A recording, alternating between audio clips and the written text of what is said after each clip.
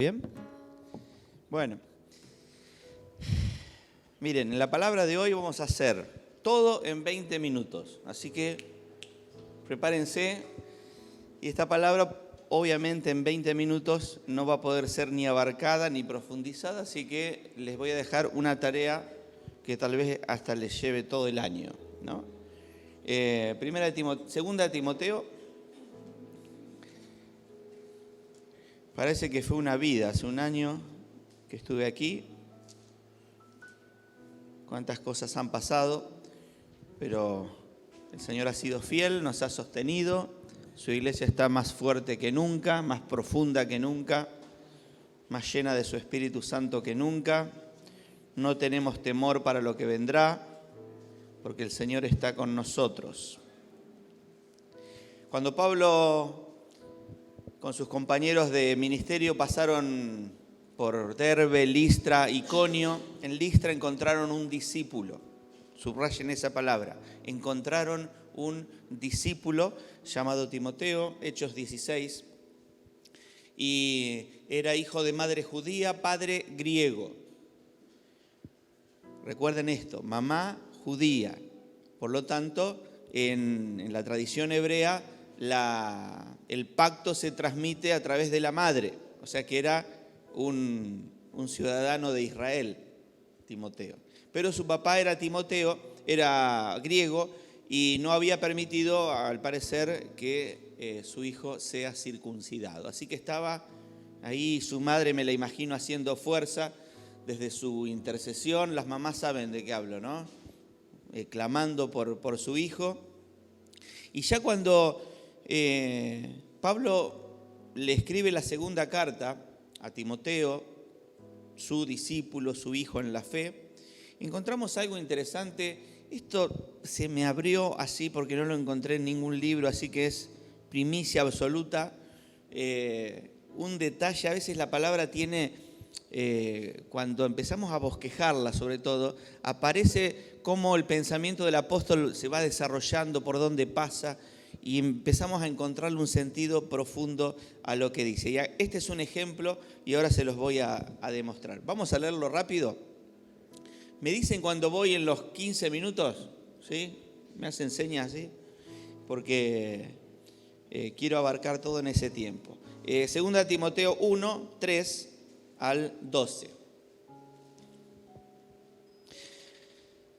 Al recordarte de día y de noche en mis oraciones, le dice Pablo a su hijo en la fe, siempre doy gracias a Dios, a quien sirvo con una conciencia limpia como lo hicieron mis antepasados. Y al acordarme de tus lágrimas, anhelo verte para llenarme de alegría. Traigo a la memoria tu fe sincera, la cual animó primero a tu abuela Loida y a tu madre Eunice, y ahora te anima a ti. De esto estoy convencido. Por eso te recomiendo que avives la llama del don de Dios que recibiste cuando te impuse las manos. Pues Dios no nos ha dado un espíritu de timidez, sino de poder, de amor y de dominio propio. Así que no te avergüences de dar testimonio de nuestro Señor, ni tampoco de mí, que por su causa soy prisionero. Al contrario, tú también con el poder de Dios debes soportar sufrimientos por el Evangelio. Paramos acá, lo hacemos en 3 estaciones. ¿Sí? Pablo intercediendo, Pablo está encarcelado, ya cerca de su muerte, está intercediendo por su hijo en la fe. Empieza a hacer memoria, tiene tiempo para hacerlo, como tuvimos tiempo nosotros todo este año de soledad en el encierro. Nos empezamos a rebobinar, les pasó a ustedes, ¿no? A repasar nuestra vida, cómo llegamos hasta aquí. Y Pablo está haciendo ese trabajo en la cárcel. Y con su intercesión, con su oración, alcanza a su hijo en la fe. Acá vemos en estas breves palabras que Pablo escribe, de qué manera el evangelio que Pablo le predicó impactó, improntó, marcó la vida de su discípulo. Y acá va el balance del año, a ver si coinciden conmigo. Hemos llegado a la conclusión, muchos de nosotros, de que había menos discípulos de los que suponíamos en nuestras iglesias. menos discípulos de los que suponíamos. Había más oyentes, más personas que venían porque venían a nutrirse de la palabra, venían como espectadores, como amigos, pero no tantos discípulos. Porque el discípulo o la discípula tiene que reunir estas condiciones que tenía Timoteo. No puedo profundizar en ello, en eso van a trabajar ustedes. Hay 4 elementos acá que definen a un discípulo. Y recuerden que cuando Pablo pasó por Listra, encontró a un discípulo. Y a los cristianos se los llamaba discípulos. No eran oyentes, eran personas que estaban comprometidas con Cristo porque era una época de persecución, una época muy difícil. De hecho, en Hechos le dice a los hermanos de esa zona, es necesario que por muchas tribulaciones entremos al reino. O sea que el sufrimiento venía con el paquete, el evangelio con el sufrimiento incluido. O sea que el que abría su corazón a Cristo, abría también su corazón a padecer por Él, y era una honra padecer por Cristo. O sea, asumir la fe hasta las últimas consecuencias. Hay 4 elementos acá que definen al discípulo Timoteo. Primero, una fe sincera. Pablo hace mención a su propia fe que venía de sus antepasados. Timoteo también tenía sus antepasados. Su mamá, su abuela. A mí también me predicó el evangelio mi abuela. No fue mi mamá la que me discipuló, al contrario, yo la traje a Cristo. Pero acá Timoteo estaba cubierto por todos lados porque su abuela y su mamá fueron los que animaron la fe en él, los que sostuvieron. Y ahí están las madres, la influencia y el poder que tienen sobre sus hijos. Sobre todo cuando aquí el papá es griego o no tiene, eso también es un drama, ¿no? Los padres que no asumen su paternidad y tiene que ser la mamá la que lleva adelante la espiritualidad de la casa. Eso es cuando no hay discípulos, cuando no se trabaja la hombría y otras cosas. Pero ese es otro tema. En el caso de Timoteo, su mamá y su abuela bancaron la parada, lo sostuvieron en la fe y Pablo lo reconoce. La fe es generacional acá. Es algo que se imparte de una generación a otra. Obviamente que la fe es personal, pero acá claramente, y Pablo también lo dice, esa fe fue transmitida porque era una fe viva, era el evangelio de poder que iba siendo transmitido de una generación a otra. Qué drama, qué tragedia cuando los hijos no alcanzan a tomar la fe de sus padres. En ese caso es muy probable que sus padres no hayan hecho este trabajo que Pablo o que la abuela y la mamá de Timoteo hayan hecho con él. Otro tema para profundizar. Una fe sincera, y esa fe dice que lo animaba. Era una fe viva, no era religión, era una fe, era el evangelio, el poder de Dios. Esta fe te anima, primero. Segundo, el discípulo Timoteo había recibido, es una palabra rara esta, pero a veces la escuchamos, una impartición, algo que el Espíritu Santo, cuando él nace de nuevo, el Espíritu Santo nos da un paquete de herramientas, una caja de herramientas. Nos da una asignación, una misión, nos da un paquete de dones, a veces 1, 2, varios, para poder cumplir la asignación. No hay discípulo. A veces nos quedamos con que, y ya naciste de nuevo, ya nací de nuevo, listo. No, ser discípulo es una cosa más, es recibir, es ser equipados con dones del Espíritu Santo. Y acá es importante la tarea que hizo Pablo como apóstol, dice que le impuso las manos y confirmó lo que el Espíritu Santo ya le había dado a Timoteo, un llamado pastoral en el caso de Timoteo. Pero no solamente los pastores necesitan dones. Todos los discípulos somos equipados con ese paquete de herramientas. Así sumamos una fe sincera, una impartición poderosa del Espíritu Santo en forma de dones, de llamado. Y bueno, Timoteo era medio flojito, era medio tímido, así que Pablo le da manija para que dice, aviva el fuego del don que está en ti. Dice, Dios no nos ha dado un espíritu de cobardía, ni de timidez, sino de poder, amor y dominio propio. Hemos escuchado muchos mensajes como esos.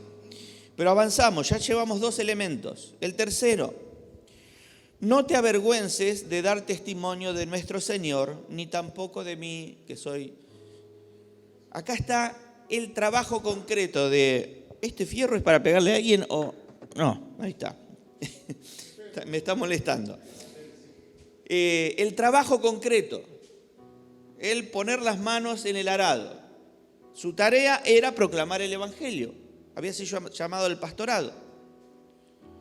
Y estaba medio renuente, medio que estaba ahí a media máquina, y Pablo le da manija y dijo, no tengas vergüenza de dar testimonio de Jesucristo, ni tampoco de mí. Acá hay algo interesante, una perlita. No solo de Jesucristo, sino de aquellos que te han pastoreado, que te han formado. Durante toda su vida, honren a aquellos que los han formado. No se avergüencen de ellos. Por más que provengan de una iglesia pequeña, no sabemos hasta dónde el Señor nos va a llevar. Siempre recordemos quiénes fueron nuestros padres espirituales. No nos avergoncemos de ellos. Así que la fe sincera, el paquete de herramientas, de dones, la impartición, y acá el trabajo concreto. ¿Para qué identificar los dones si no los vamos a usar? El discípulo está ansioso por saber cuáles son sus dones para poder ser efectivo en el ministerio. Y finalmente, no se habla mucho de esto, o no lo he escuchado, o tal vez me pase a mí solamente. Al contrario, tú también con el poder de Dios. Y acá pensamos, bueno, tenés que hacer milagros, tenés que hacer. Sí, eso también, porque tiene que ver con los dones del Espíritu Santo. Dice que ese poder de Dios nos tiene que capacitar para qué. A ver. Tú también, verso 8, con el poder de Dios debes soportar los sufrimientos. Así que el discipulado es fe sincera, equipamiento con dones, servicio y sufrimiento. Siempre, tarde o temprano, la oposición se levanta cuando lo que hemos recibido es genuino, es del Espíritu Santo. Si el diablo no nos molesta, no viene por nosotros, es porque no lo estamos molestando nosotros, porque no estamos avanzando en el reino. Entonces nos deja tranquilos. Ahora, cuando sos un discípulo como Timoteo, que avanzaste en todas estas etapas, tu fe, tus dones, tu servicio, eventualmente llegará el padecimiento. De cualquier forma. Y toda la cultura se va preparando para lanzarse sobre la iglesia, eso ya lo sabemos, el Espíritu nos está revelando esto. Cada vez se va a levantar mayor oposición, pero también está la oposición del enemigo concreta cuando nos ponemos a trabajar en el reino. Siempre escucho testimonios de que aquellos que se van a bautizar tienen más pruebas que nunca, ¿no? Hasta que se bautizan. ¿Sí? Pero deberíamos seguir teniendo pruebas y oposición toda la vida si estamos siendo discipulados convenientemente. Así que 4 elementos, no voy a abundar más en esto: fe sincera, dones, impartición, servicio y sufrimiento. ¿Sí? Ahora, todavía no les revelé el secreto de lo que encontré acá, porque Pablo define cómo el Evangelio impactó en la vida de Timoteo, se acuerda, da gracias, intercede por él, lo anima a que profundice en eso que ha recibido. Seguimos. El verso 9. Pues Dios nos salvó y nos llamó a una vida santa, no por nuestras propias obras, sino por su propia determinación y gracia. Nos concedió este favor en Cristo Jesús antes del comienzo del tiempo y ahora lo ha revelado con la venida de nuestro Salvador Cristo Jesús, quien destruyó la muerte y sacó a luz la vida incorruptible mediante el Evangelio. Acá Pablo pasa de acordarse de Timoteo, su hijo, de qué manera el Evangelio impactó en él, a definir en estas pocas palabras el Evangelio, el contenido del Evangelio que le predicó a Timoteo y que él mismo predicaba. Y no es menor este detalle, no es menor, porque solamente un Timoteo es producido por este evangelio, no por otro. Le quitamos algún elemento al evangelio y no produce discípulos, de Cristo por lo menos. Entonces, esa es otra tarea que tiene la iglesia, siempre, profundizar en el evangelio. Tenemos el falso concepto de que el evangelio es para los que se van a bautizar, es el ABC, y no es así. No hacemos otra cosa en toda nuestra vida sino evangelio. Es el ABC y las últimas letras del abecedario.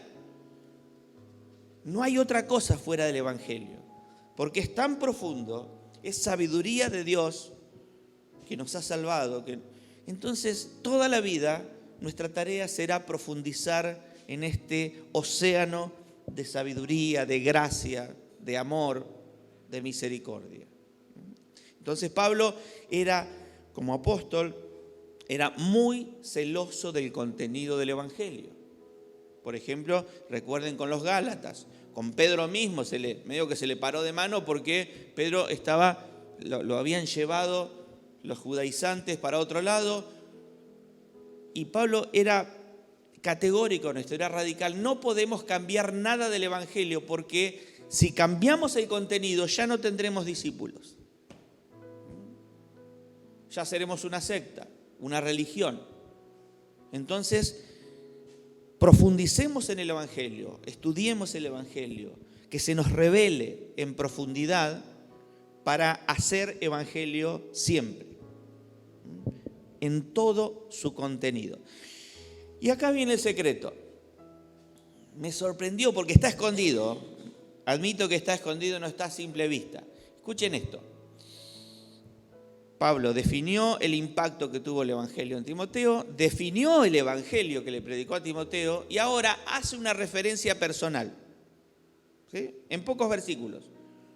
Y acá está el secreto. De este evangelio que acaba de definir, he sido yo designado heraldo, el que anuncia, apóstol y maestro. Por ese motivo padezco estos sufrimientos. Pero no me avergüenzo porque sé en quién he creído y estoy seguro de que tiene poder para guardar hasta aquel día lo que le he confiado. Otra alternativa a esa traducción es lo que se me ha confiado. Cualquiera de las dos. Ahora, les propongo una tarea. Identifiquen en estos versos, y acá les revelo el secreto, los 4 elementos que Pablo define en Timoteo como un discípulo. Fe sincera, impartición, servicio y sufrimiento. A ver si los encuentran.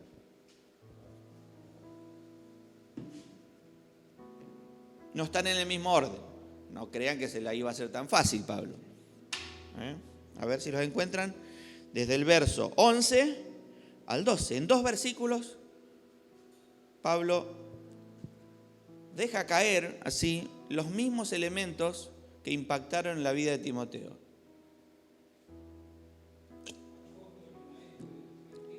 Bien, ¿esa qué sería? La impartición que recibió, ¿no? El cometido que recibió, la misión. Ahí están los sufrimientos. ¿Sí? ¿Qué más? Fe sincera. Y al principio del párrafo habla de la fe de sus antepasados. Una fe sincera. Y el otro está un poco más escondido. Sé en quién he creído, esa es la fe sincera. Padezco sufrimientos por el motivo de haber recibido una impartición y de llevarla a cabo. O sea que esos 4 elementos están presentes en Pablo. Conclusión, y acá esto es maravilloso. Solamente un Pablo que vivió estas 4 cosas, que predicó ese evangelio, puede producir un Timoteo. En realidad es obra del Espíritu Santo. Entiéndanme la expresión.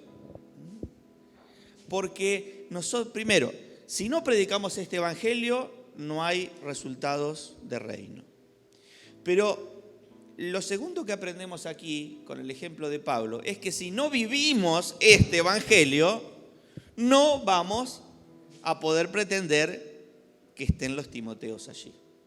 Así que el evangelio debe ser expuesto, proclamado en su contenido original, pero además debe ser representado, vivido. Pablo usa esa hermosa expresión: somos cartas leídas. Debe ser encarnado ese mensaje.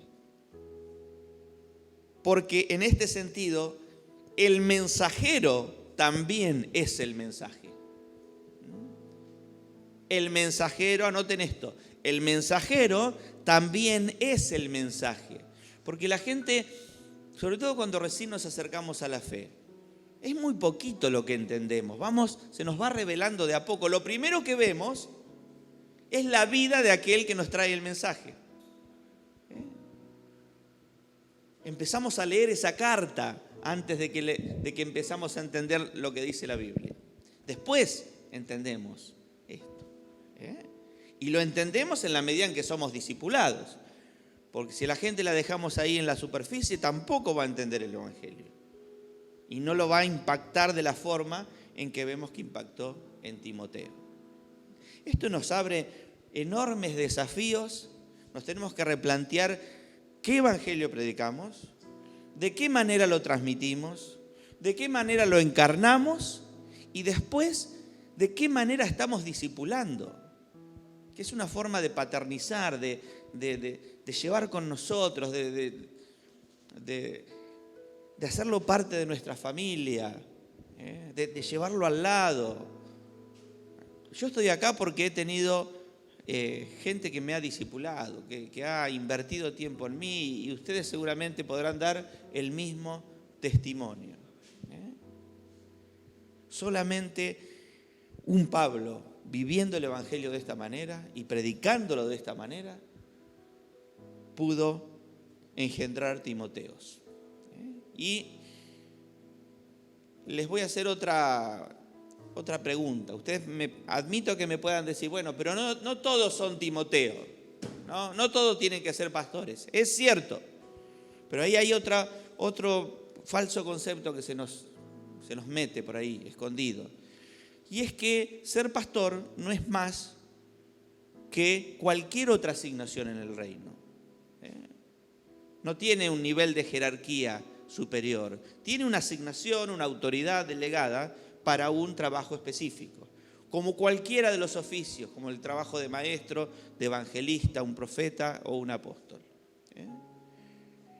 Entonces, esperamos que en nuestra congregación, en nuestras comunidades, sean todos discípulos, o al menos sean invitados a que abracen el evangelio hasta el final.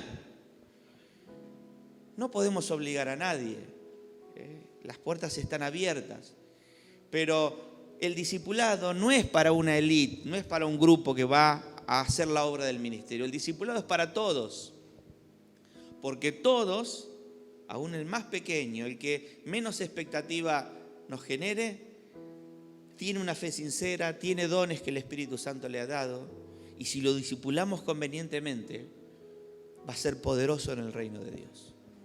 Y aún va a estar dispuesto a padecer por Cristo.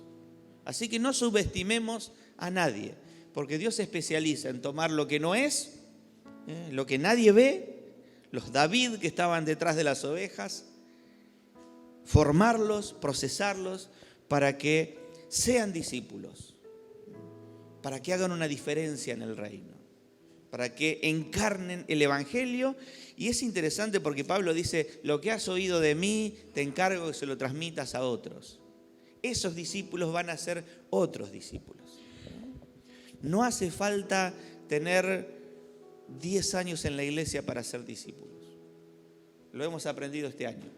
Tenemos una hermana en la iglesia, la tienen que conocer algún día, la vamos a invitar a que venga. María Ángeles se llama, es sargento de policía, ¿no? Y Dios le ha perdonado tanto, ha hecho una obra tan maravillosa en ella. Le costó asimilar el evangelio porque no lo entendía, pero ella con un corazón abierto se dejó ayudar, se dejó discipular.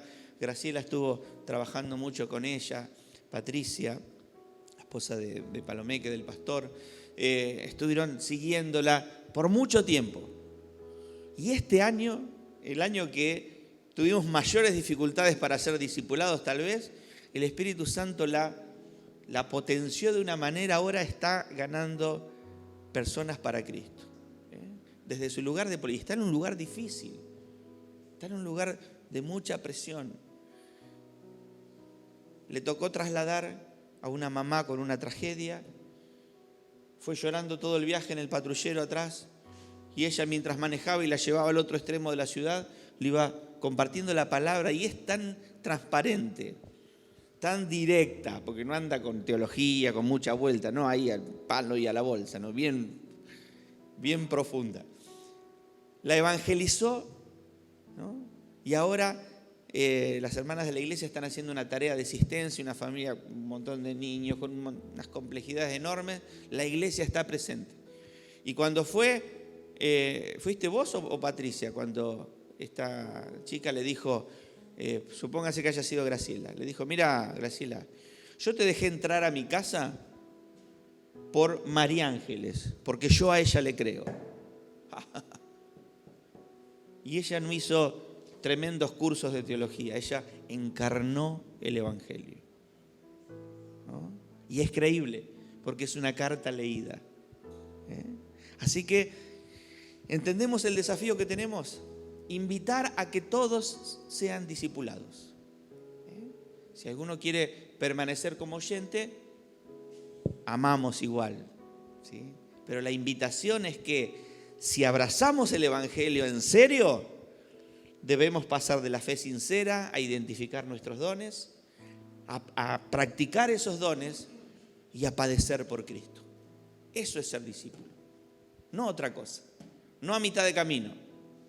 No tengo derecho a elegir hasta dónde llego. Si soy discípulo, tengo que ir hasta el final con Cristo. Si no, no soy discípulo. Soy oyente, soy amigo de la congregación, está bien.